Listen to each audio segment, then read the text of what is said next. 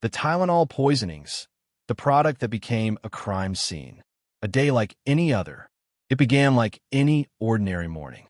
The year was 1982, and the people of Chicago were preparing for another crisp autumn day. Leaves had begun to turn, families were settling into fall routines, and nobody could have imagined that something as ordinary as a bottle of painkillers would soon become a weapon of mass terror. In a quiet suburb outside Chicago, 12-year-old Mary Kellerman woke up with a runny nose and a sore throat. Her parents, wanting to ease her discomfort, handed her a capsule of Extra-Strength Tylenol, the same over-the-counter medicine trusted in millions of homes across America. Within minutes, Mary collapsed to the floor. By the time her parents reached her, it was too late. Doctors were baffled. A healthy young girl had suddenly gone into cardiac arrest and died. Just hours later, tragedy struck again. 27-year-old postal worker Adam Janus of Arlington Heights called in sick from work, complaining of mild chest pains. He took a Tylenol, sat down to rest, and within minutes, he too collapsed and died. At first, doctors suspected a heart attack. But before the day was over, Adam's brother and sister-in-law Stanley and Teresa Janus also died after taking Tylenol from the same bottle in Adam's house. The string of deaths didn't seem real. Within 24 hours, multiple people from completely different households had died under identical circumstances, each after taking a simple, common painkiller. Police were confused, doctors were terrified, and the public had no idea what was coming next. The city in panic. When toxicology reports came back, the results were horrifying. The Tylenol capsules that killed the victims had been laced with potassium cyanide, a deadly chemical that stops the body from using oxygen. A single grain is enough to kill in seconds, and these capsules contained thousands of times that amount. The medical examiner issued an urgent warning. Stop taking Tylenol immediately. That announcement spread through Chicago like wildfire. Newsrooms broke the story. Television anchors repeated the chilling headline, Tylenol linked to multiple sudden deaths. And suddenly, what had once been a symbol of healing became a symbol of death. Police, firefighters, and federal agents fanned out across the city. They went door to door, collecting bottles of Tylenol from homes, hospitals, and pharmacies. Helicopters hovered above suburban neighborhoods.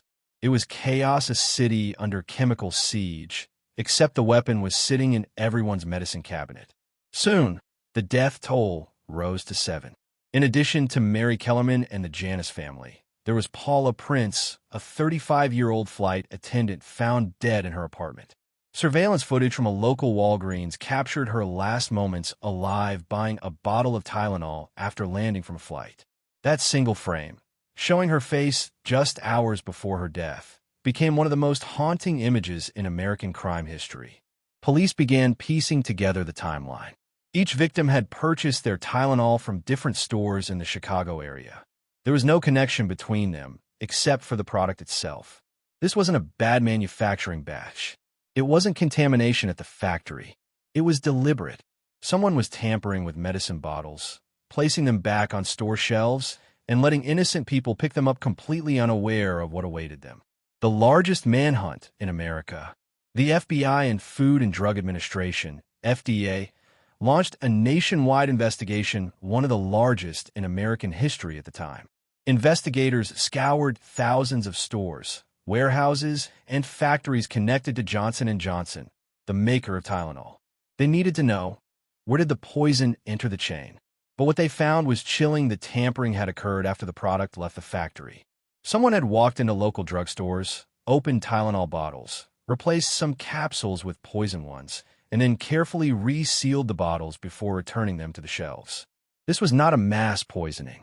It was a targeted act of terror, random and personal. The killer had no motive, no ransom demand, no political message, just pure malice. Panic swept across the country. News anchors warned viewers to throw away any Tylenol they owned. Hospitals reported thousands of people flooding in, fearing they'd been poisoned. Parents locked up medicine cabinets. Stores cleared entire shelves. Tylenol sales plummeted to zero overnight. The company that refused to hide. Inside Johnson & Johnson's headquarters in New Brunswick, New Jersey, panic was replaced with resolve. Rather than deny responsibility or hide behind lawyers, the company made a bold decision: complete transparency. The CEO, James Burke, went on live television, urging the public to avoid Tylenol until the truth was known. He recalled every bottle on the market, more than 31 million units, at a cost of over $100 million, an unprecedented act at the time. The company set up hotlines, offered replacements, and worked side by side with the FBI, FDA, and local police. Their honesty became a model of corporate ethics under crisis. Meanwhile, the investigation continued at a fever pitch. Detectives traced the poison bottles to several retail chains: Jewel, Walgreens, Osco. Each location pointed to the same horrifying conclusion: someone had randomly planted poison capsules in public spaces. The killer could have been anyone: a customer, an employee, a delivery worker. There were no witnesses and no pattern. In October 1982, just weeks after the poisonings, police received a bizarre letter addressed to Johnson & Johnson. The author demanded $1 million to stop the killings. The letter was signed by a man named James W. Lewis, who claimed responsibility and said he would stop the murders if paid. It seemed like a breakthrough, but when investigators tracked him down, Lewis turned out to be a con artist with no connection to the actual poisonings. He had written the letter to exploit the chaos for money. Lewis was later convicted of extortion and served 13 years in prison, but authorities agreed he was not the Tylenol killer. Still, he remained a shadowy figure in the background of the case, publicly denying involvement but forever linked to it. Over the decades, other suspects emerged: disgruntled employees, pharmacists, even random pranksters. None fit the profile. None had access, motive, or proof. To this day, no one knows who tampered with the bottles or why. Fear across America. The Tylenol murders changed America forever. Within days, people stopped trusting the products they had used their entire lives. Supermarkets locked up their medicine aisles. Families whispered warnings to each other: don't take anything that's not sealed. The psychological impact was enormous. People realized how fragile their sense of safety truly was, that one person with a few grains of poison could paralyze an entire nation. In the weeks that followed, countless copycat threats surfaced. Poisoned food, contaminated cosmetics, fake pills. Most turned out to be hoaxes, but they fed the hysteria. Airlines even banned passengers from bringing capsules on board. It was the first time Americans saw what we now call product terrorism, a crime meant not to kill thousands, but to spread fear to millions. A legacy written in fear and change. Despite the horror, something remarkable happened. Out of tragedy came innovation and reform. By early 1983, Johnson & Johnson reintroduced Tylenol to store shelves, but this time with tamper-proof packaging. Every bottle now had triple seals: a glued box flap, a plastic neckband, a foil seal under the cap. Those features became standard across every medicine and food product worldwide. It was a permanent shift, a safeguard inspired by one of the darkest moments in consumer history. Congress also passed new laws.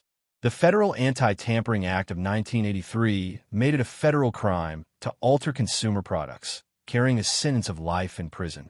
Before Tylenol, no such law even existed. Johnson & Johnson's swift, transparent response was later studied in business schools as the gold standard for crisis management. Their honesty didn't just save the brand, it restored public trust. The killer who got away. Years turned into decades, but the Tylenol case never faded. Cold case detectives revisited it again and again, reopening files, testing evidence with new forensic tools, even exhuming bodies to check for clues missed in 1982. Every new lead turned into a dead end. Every suspect a disappointment. Whoever the killer was, they had vanished, leaving behind no trace, no pattern, no motive. Then, in 2023, investigators once again looked into James Lewis, the extortionist from 1982, after he gave a series of new interviews. But before he could be questioned further, Lewis died in his Massachusetts home. To some, his death closed the final chapter. To others, it deepened the mystery. Had he known something? Had he been a killer all along? The official answer remains unknown. The product that became a crime scene. The Tylenol poisonings were more than just a crime, they were a turning point in American culture. They exposed the vulnerability hidden in everyday life, how something ordinary could become deadly without warning. The victims were random: a schoolgirl, a young couple, a flight attendant. They had no connection except for the product they trusted. And that's what made it so terrifying, the randomness of evil. People began to see that danger didn't always look like a gun or a knife. Sometimes it came disguised as safety sealed in a bottle, sitting quietly on a store shelf. Even now, more than 4 decades later, the case continues to haunt investigators. Every few years, someone comes forward claiming to have solved it. Every few years, new theories emerge. But the truth remains locked away, hidden behind time and silence. The Tylenol tragedy taught America 2 powerful lessons about fear and about resilience. First, that fear spreads faster than any poison. Within days, panic consumed millions. Ordinary people were afraid to take medicine, buy groceries, or trust what they couldn't see. But the second lesson was deeper trust can be rebuilt. Johnson & Johnson's transparency, the government's reforms, and the public's ability to adapt all showed that even after terror, faith in safety could return. Every sealed bottle, every safety warning, every tamper-evident package today is a silent memorial to those 7 victims of 1982. Their deaths forced an entire nation to rethink what safe really means. The killer may have escaped justice, but they didn't win. Their actions led to changes that have saved countless lives since. In that sense, the tragedy became a strange kind of legacy born in fear, but ending in protection. So next time you open a sealed bottle of medicine and hear that satisfying click of safety, remember the story behind it. Remember that it wasn't invented by design or convenience, but by tragedy and loss.